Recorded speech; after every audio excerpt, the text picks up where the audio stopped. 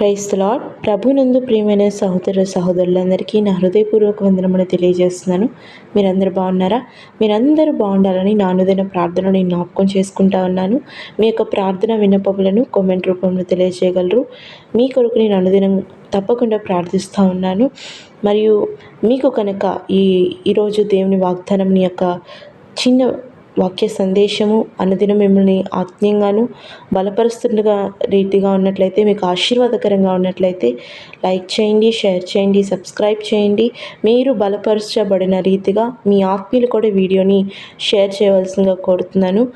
మిమ్మల్ని మీ కుటుంబాన్ని దేవుడు దీవించునుగాక. ఆమేన్. ఈరోజు నీ కొరకు దేవుని వాగ్దానం ఇర్మియా గ్రంథము 15వ అధ్యాయము 11వ వచనం. నీకు మేలు చేయవలనని నేను నిన్ను బలపరచుచున్నాను.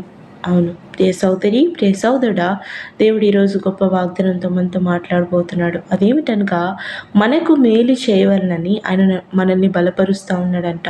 ఈ మాట దేవుడు ఎప్పుడు చెప్తున్నాడంటే, ఆనాడు శత్రువులు ఆ రాజ్యాన్ని చుట్టుముట్టినప్పుడు వాళ్ళని బలపరచడానికి, దేవుడు వాళ్ళ యొక్క విశ్వాసాన్ని బలపరచడానికి దేవుడి మాట చెప్తున్నాడు. నీకు మేలు చేయవలనని నిన్ను బలపరుస్తున్నాను అని దేవుడు ఈ మాట చెప్తున్నాడు. ప్రియ సోదరి, ప్రియ సోదరుడా, ఆ శత్రువుడి యొక్క స్థానంలో మనము మన యొక్క సమస్యల్ని, మన యొక్క శోధనని, మన యొక్క వేదనని, ఏదైతే విషయం గురించి మనం బాధపడుతున్నామో దాన్ని పెట్టుకొని మనము ఆలోచిద్దాం.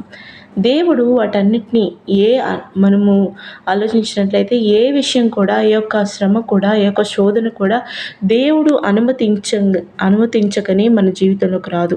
దేవుడు అనుమతిస్తేనే మన జీవితంలో ఆ శ్రమ కానీ, శోధన కానీ వస్తుంది.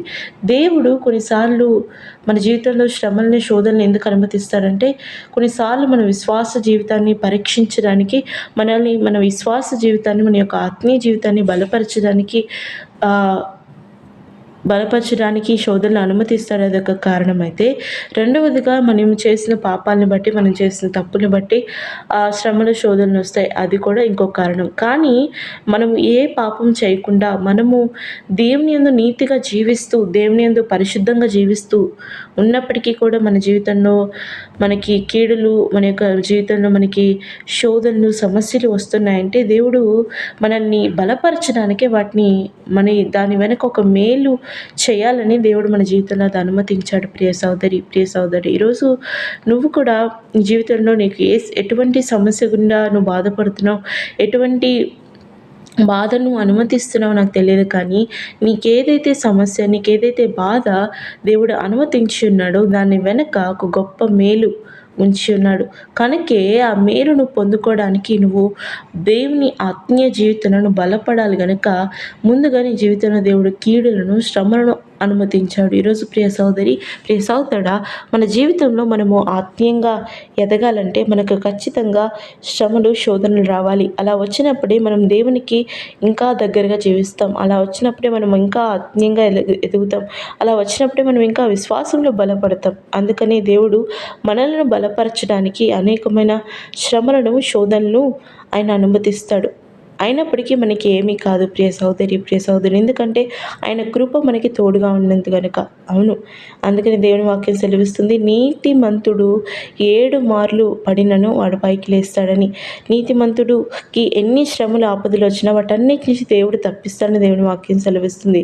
ఈరోజు నీ జీవితంలో కూడా దేవుడు అనుమతించిన ఆ శ్రమ, ఆ శోధన నిన్ను బలపరచడానికి. కనుక నీ జీవితంలో ఏదైతే శ్రమ, ఏదైతే శోధన నువ్వు అనుభవిస్తున్నామో అది నువ్వు దేవుడు ఇచ్చే పరీక్షగా, నీ విశ్వాసంలో నువ్వు ఇంకా ఆత్మీయంగా బలపడాలని దేవుడు ఇచ్చే ఒక పరీక్షను భావించినట్లయితే నీ జీవితంలో నువ్వు గొప్ప మేలులు పొందుకుంటావు.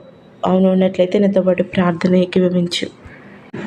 ప్రేమ కలిగిన తండ్రి, మహోన్నతురానికి వేలాది స్తోత్రం చెల్లించుకుంటున్నాం. అయ్యా అవునన్న తండ్రి, మాకు మేలు చేయాలని, మా జీవితాన్ని మీరు గొప్పగా తీర్చిదిద్దాలని, మా జీవితంలో అనేకమైన దశల గుండా, పరిస్థితుల గుండా మీరు తీసుకువెళ్తున్నారు. అవునైనా, కానీ మేము మాత్రము వాటిని ఏదో పెద్ద శోధనలాగా అయ్యా మమ్మల్ని మేము బలహీనపరుచుకుంటున్నాం. అయ్యా మమ్మల్ని బలహీనపరచడానికి వచ్చే ఆ యొక్క శోధనలే అనుకుంటున్నాం. కానీ మీరు మా జీవితాన్ని బలపరచడానికి తెచ్చేవి అనుకోవట్లేదు నా తండ్రి. ఇదిగో నా తండ్రి బిడ్డలు కూడా అయా గొప్ప విశ్వాస జీవితాన్ని వాళ్ళు బలపరచండి, స్థిరపరచండి. ఇదిగో నా తండ్రి వాళ్ళ జీవితంలో ఎటువంటి శ్రమలు శోధన వాళ్ళు అనుభవిస్తున్నారో వాళ్ళని అయా వాళ్ళు వాటిని వాళ్ళు నీ యొక్క పరీక్షలుగా విశ్వాసంలోనూ ఆత్మీయంగా అనేకమైన ఆశీర్వాదాలు పొందుకునే యొక్క మేలుగా భావించి కృపను అనుగ్రహించమని యేసు నామములో ప్రార్థిస్తున్నాం నా తండ్రి. ఆమేన్.